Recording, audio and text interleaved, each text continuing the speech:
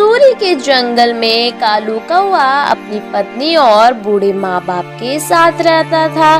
कालू फल बेचा करता था। एक दिन जब कालू शाम को फल बेचकर घर आता है तो अपनी पत्नी को काम करता हुआ देखकर बोलता है, अरे तुम आ गई मायके से, चलो अच्छा हुआ। रोज रोज खाना पकाते पकाते मैं थक जाता था। ये चूल्हा चौका मेरे बस की नहीं है। तुम अच्छे से करती हो ये सब काम, अब आ गई हो ना तुम, तो मेरे लिए एक बढ़िया सी कड़क चाय बना दो। तुम्हारे हाथों में तो जादू है। कालू कौवा अपनी पत्नी की तारीफ करता है, लेकिन टुनटुनी गुस्से में फूट पड़ी। रहने दो, बंद करो मेरी तारीफ करना। मैं तो नौकरानी हूँ इस घर की। दिन भर काम करना और तुम्हारे बूढ़े माँ बाप का ध्यान रखना। मैं 3-3 बार खाना बनाती हूँ और बैठे बैठे वो लोग मुझ पर हुक्म जताते हैं। मुझसे कोई काम नहीं होता है अब। अरे टुनटुनी, कैसी बातें कर रही हो? अगर वो मेरे माँ बाप हैं तो तुम्हारे भी तो सास ससुर हैं, उनके लिए तुम्हारा भी फर्ज बनता है। मैं कह देती हूँ, या तो तुम मुझे नया घर बनवा कर दो, वरना मैं अपने मायके चली जाऊंगी। मेरे भाई की 2-2 कोठियाँ खाली पड़ी हैं। टुनटुनी बड़बड़ाते हुए काम में लग जाती है। तभी वहाँ डाल पर बैठे कालू के माता पिता चिल्लाते हैं, अरे बहू, ओ बहू, लगता है आज बारिश होगी। ना जाने कहां से काले काले बादल आ गए। बाहर रखा सामान उठा दे। जाओ, जाकर बाहर देखो, तुम्हारे माँ बाप बुला रहे हैं। जाओ, जाकर देख कर आओ क्या कह रहे हैं वो। कालू कौवा अपने माँ बाप के पास जाता है। तभी बारिश शुरू हो जाती है। अरे बाप रे, इतनी तेज बारिश हो रही है। इस मौसम में तो कभी इतनी तेज बारिश नहीं हुई है। धीरे धीरे रात हो जाती है, लेकिन बारिश नहीं रुकती है। किसी तरह सब खाना खाकर सो जाते हैं।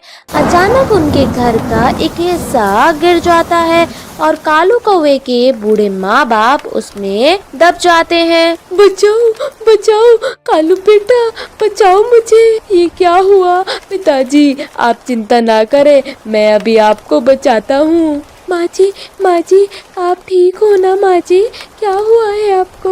लेकिन कालू की माँ कोई जवाब नहीं देती है। बेटा, तेरी माँ को क्या हुआ है? वो कुछ बोल क्यों नहीं रही है?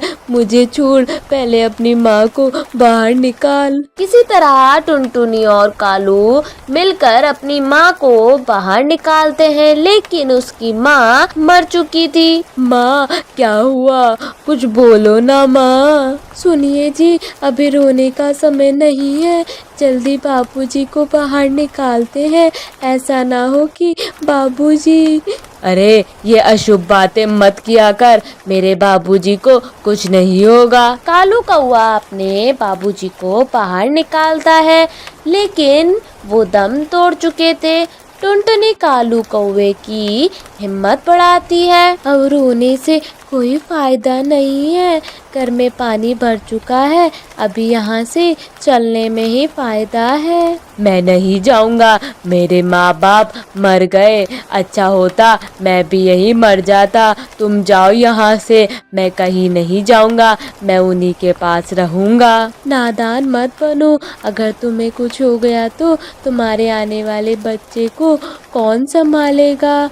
जो होना था वो हो गया, अब जल्दी चलो यहाँ से। किसी तरह टुनटुनी कालू को वहाँ से लेकर जाती है। फिर वो दोनों टूटे हुए पेड़ की डाल पर बैठकर अपनी जान बचाते हैं। अगली सुबह बारिश रुक जाती है। टुनटुनी डाल पर ही एक अंडा देती है। मुझे जल्दी से किसी सुरक्षित जगह पर ले चलिए, वरना ये अंडा पानी में गिर जाएगा। कहाँ लेकर जाऊं टुनटुनी? चारों तरफ बस पानी ही पानी नजर आ रहा है। मैंने अपने माँ बाप को तो खो दिया, लेकिन मैं अपने बच्चों को नहीं खोऊंगा। मैं कुछ करता हूँ, रुको तुम अभी। कालू अपनी नजरें इधर उधर दौड़ाता है। तभी उसे दूर पेड़ के पास एक बड़ा सा अंडा दिखाई देता है, जो कि एक शुतुरमुर्ग का अंडा होता है। तू हिम्मत रख, मैं अभी आता हूँ। कालू उस बड़े से अंडे के पास जाता है।